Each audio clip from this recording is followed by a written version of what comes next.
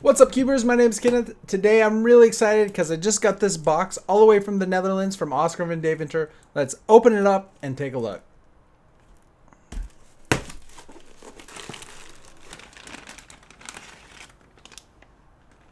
Whoa.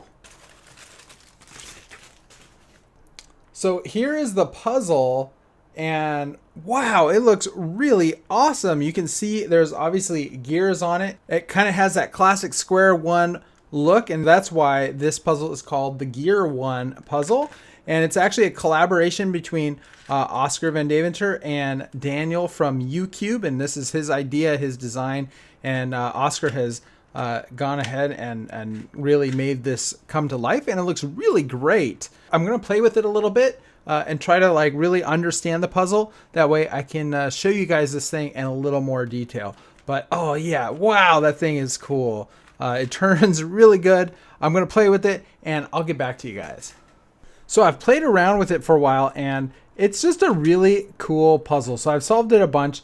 One thing I really like about geared puzzles, all geared puzzles look really kind of intimidating. They look really challenging. The interesting thing is some gear puzzles are just as challenging as they look. Like they're really difficult. Something like the David's Gear Cube or a mix-up Gear Cube. Those are really challenging puzzles.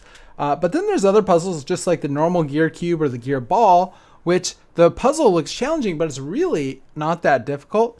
And they're kind of these deceptively easy puzzles.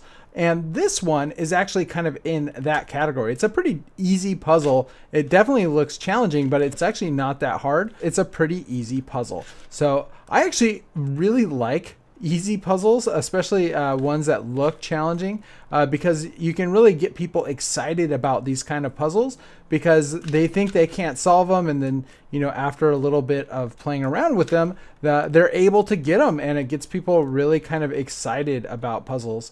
And so I really like these kind of deceptively easy puzzles. And this one is really a treat because it looks really cool. It's very satisfying to move, and I think it looks really great.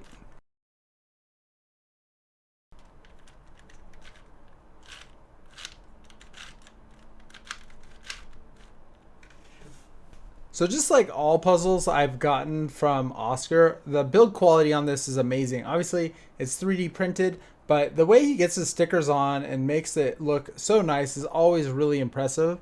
And I've always been happy with kind of Oskar's 3D printed puzzles. I really hope this puzzle could get mass produced. I think that would be really cool.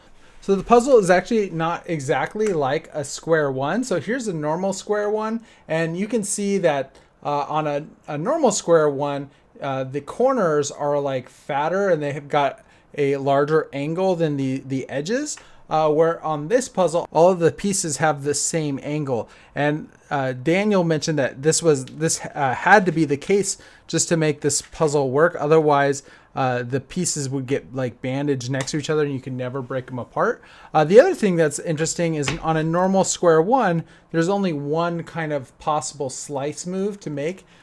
You can't make a move on the side once you've made this move. There's only one slice.